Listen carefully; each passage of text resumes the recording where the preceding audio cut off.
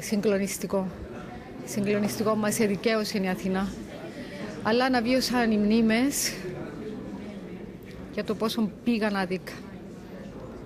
Για τους ανθρώπους μας που χάσαμε. Είμαι πάρα πολύ φορτισμένη. Μπορώ να μιλήσω. Ελπίζουμε ότι αυτό όλο θα βοηθήσει προς τη δικαίωση μας. Δηλαδή, ήταν καταπληκτική αυτή η δουλειά που έκαμε η Αθηνά.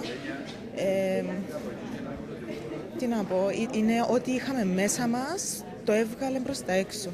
Ο κόσμος όταν αποχωρούσε δεν μιλούσε κανένας. Κάτι πρωτοφανές, δηλαδή 600 άτομα βαβούρα. Βαβούρα συνήθως, αλλά σήμερα ήταν σιωπηλή. Είχαν όλοι συγκλονιστεί.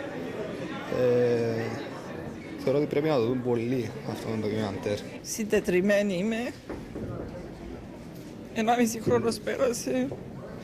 Ο πόνος είναι πιο δυνατός τώρα. Και ο Θεός να μας διαδύναμει όλους. Μαύρες μνήμες οι οποίες... Άδικα πήγαν τα παιδιά μας. Έναν έγκλημα έγινε. Ασυγχώρητο. Ο Θεός μας συγχωρέσει. Εγώ δεν μπορώ. Θέλω να ευχαριστήσω την Αθηνά Κρικέλη που από μόνη της, ενώ οι κυβερνώντες προσπάθησαν να τα καλύψουν όλα, η Αθηνά Κρικέλη ήρθε από τη Νέα Υόρκη, προσπάθησε να τα βγάλει όλα στην επιφάνεια. Και νομίζω βγήκαν στην επιφάνεια, αν και θέλουν να μην τα βλέπουν. Υπάρχουν τα λόγια των ιδίων μέσα, του Πρέτου και της συζύγου του. Γι' αυτό θέλω να ευχαριστήσω την Αθηνά, μέσα από τα βαθύ της καρδιάς μου, γιατί αυτή μας συμπαραστάθηκε. Αυτό είναι το πιο σημαντικό από όλα. Κυρία Κρικέλη. Ανακούφιση. Δεν περίμενα ποτέ ότι θα φτάσουμε σε αυτή την ημέρα, γιατί υπήρχαν πάρα πολλά εμπόδια. Όμως τελικά η αλήθεια είναι όπως το φως, όπου βρει χαραμάδα βγαίνει. Δεν έκανα κάτι διαφορετικό από ό,τι κάνανε οι συνάδελφοί μου στην Κύπρο.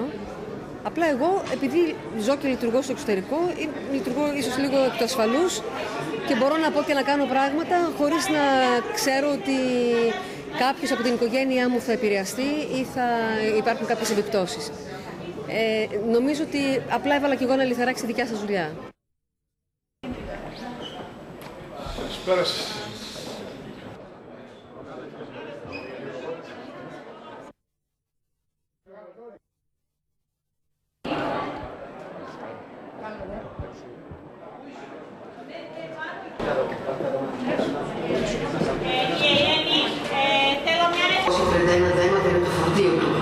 Πραγματοποιείται διπλώνη ιοψία από πλήρωμα του πολιτικού ναυτικού των ΗΠΑ στο Μόσχος, κρίνοντας παράνομο το φορτίο.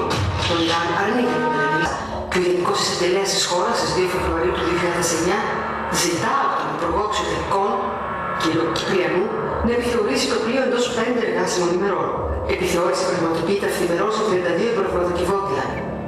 Βάσει της έκθεσης αυτής, ο Υπουργός Εξωτερικών Κυπριανού αποστέλει στην αρμόδια Επιτροπή Κυρώσεων του Συμβουλίου Ασφαλείας επιστολή που τους γνωστοποιεί πως δεν έχει η Κυπριακή Δημοκρατία την ικανότητα και τις εγκαταστάσεις για αποθήκευση και άσυλο. Μετά τη φωνική έκρηξη, ενώ ο ίδιος του καταθέτει πως όχι μόνο δεν γνώριζε για την ύπαρξη και το πλειώμα του φορτίου, αλλά και πως δεν είναι της αρμοδιότητάς του.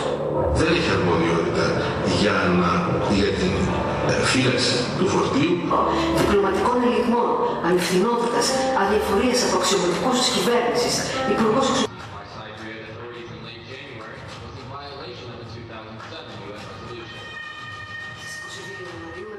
Επιστολή και κωδικό αριθμό 188392, η Αμερική ενημερώνει της έρευνας.